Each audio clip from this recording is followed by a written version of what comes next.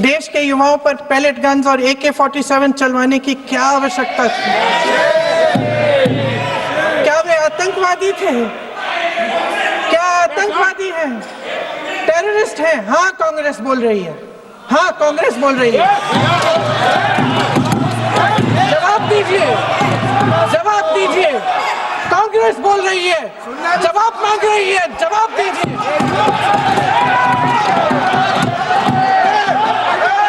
कौन जवाब देगा? कौन जवाब देगा? गृह मंत्री जी जवाब देंगे। किसने ऑर्डर दिया? किसने ऑर्डर दिया पैलेट गन्स चलाने के लिए? किसने ऑर्डर दिया? आपके माध्यम से मैं पूछती हूँ अध्यक्ष महोदय, किसने ऑर्डर दिया? प्रधानमंत्री जी ने दिया?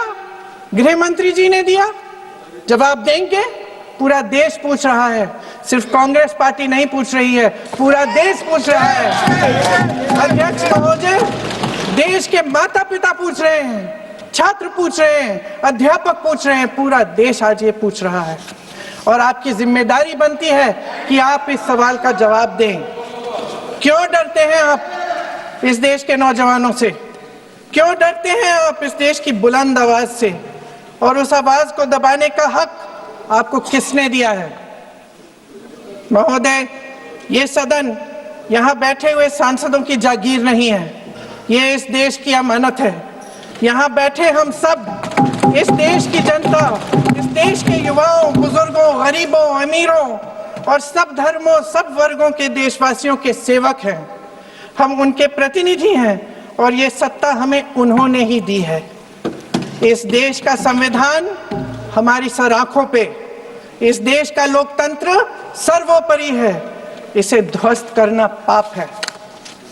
यह करोड़ों जनता हमसे सिर्फ एक चीज मांगती है, जवाबदेही।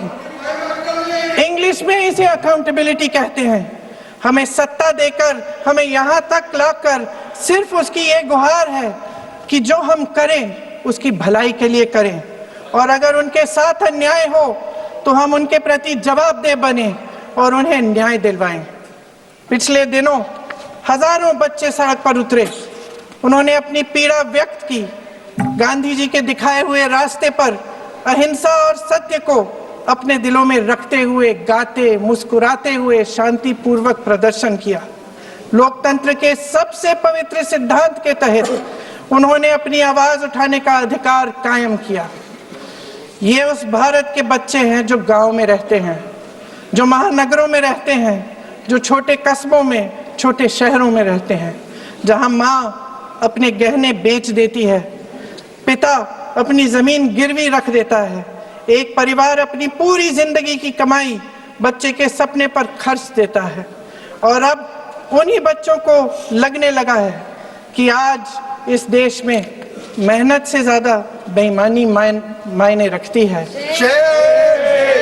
मेरिट से ज्यादा पैसा मायने रखता है। तब सिर्फ एक छात्र नहीं हारता, उम्मीद हारती है। इन परेशान बच्चों ने अपनी उम्मीदें आपसे साझा की। उनकी मांगे क्या थी? कि पेपर लीक करके उनके साथ जो बार बार अन्याय किया जा रहा है उस पर कार्रवाई की जाए, कि जो सिस्टम उनके भविष्य को कुचल रहा है उसे सुधारा जाए, कि जो माफिया उन्हें घेरे हुए है उसे हटाया जाए, कि जिस मंत्री के कार्यकाल में ये सब हुआ वह इस्तीफा दे, कि उन पर बर्बरता करने वालों पर कार्रवाई की जाए और उसके लिए माफी मांगी जाए। बस यही उनकी मांग थी ना, कि जो शिक्षा और स्वतंत्र अभिव्यक्ति का अधिकार उन्हें संविधान ने दिया है उसे कायम रखा जाए। महोदय, हमारे एजुकेशन सिस्टम में कुछ समय से बहुत खामियां भर चुकी हैं। बच्चों पे जो प्रेशर डाला जाता है उसकी वजह से सैकड़ों बच्चों ने आत्महत्या कर डाली है। उससे भी ज्यादा बच्चे डिप्रेशन में डूब रहे हैं। परिवारों पर बच्चों को पढ़ाने लिखाने के लिए घूस, capitation fees, tuition fees, coaching fees आदि के घिनौने दबाव हैं।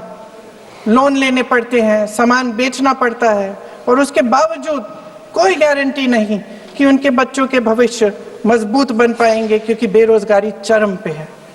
इस सरकार ने रोजगार पैदा करने वाले सभी सेक्टर्स को लगातार कमजोर किया। एग्जामिनेशन सिस्टम खुद फेल हो गया है।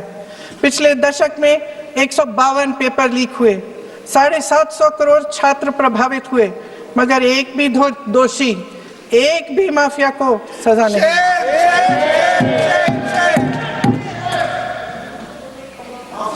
हमारे एजुकेशन में आरएसएस के प्रचारकों को भर भर कर उसे खोखला बना दिया है। जबरदस्ती एनटीए बनवाकर सिस्टम का केंद्रीकरण करके उसे और भी उलझा दिया। देश के कुल बजट में, हाँ जी जबरदस्ती, आपने अभी अभी सुना तमिलनाडु के हमारे साथी क्या कह रहे थे। देश के कुल बजट में एजुकेशन बजट की हिस्सेदारी हर साल बढ़ाने की बजाय घटती जा रही है।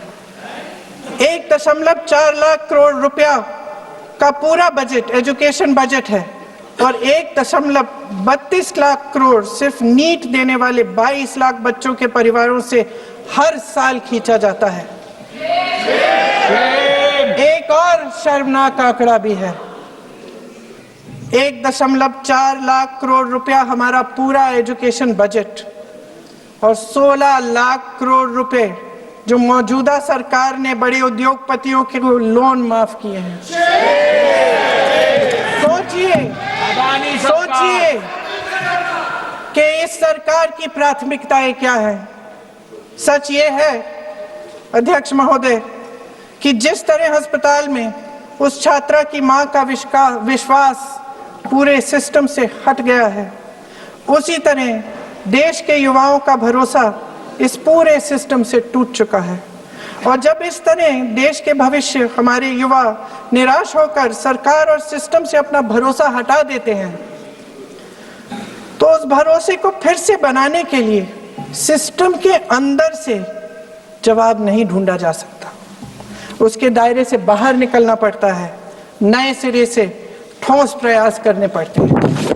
अफसोस की बात यह है अध्यक्ष महोदय कि इतना हो जाने के बाद भी आदरणीय प्रधानमंत्री महोदय जी और उनके साथी इस सच्चाई को समझ नहीं पा रहे हैं।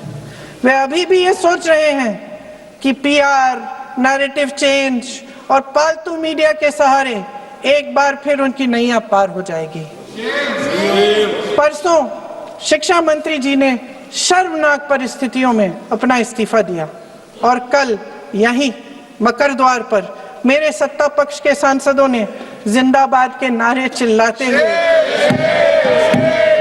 उनका संसद में ऐसे स्वागत किया जैसे मानो कोई सुपरस्टार पहुंच गए हैं। विडंबना देखिए महोदय, जब भूतपूर्व शिक्षा मंत्री को मुकुट पहनाया जा रहा था, स्वागत हो रहा था उनका, तब महाराष्ट्र में एक परिवार पेपर लीक पीड़ित अपनी बेटी की आत्महत्या का शोक मना रहा था। आपकी सरकार ने देश के करोड़ों छात्रों को क्या संदेश दिया?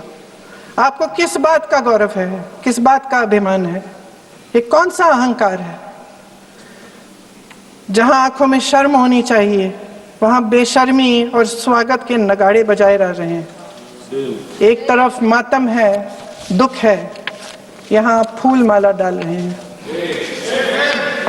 कोई आप पर कैसे यकीन करे? प्रधानमंत्री महोदय जी ने नया शिक्षा मंत्री चुना, एक ऐसे व्यक्ति को इस पद पर आसीन किया जिसने एक गर्भवती महिला के बलात्कारियों की रिहाई पर अपनी सहमति व्यक्त की, खुशी जताई। देश की करोड़ों लड़कियों को प्रधानमंत्री जी ने क्या संदेश दिया? सच्चाई बोल सर, अखबारों में है, अखबार में नहीं। मेरा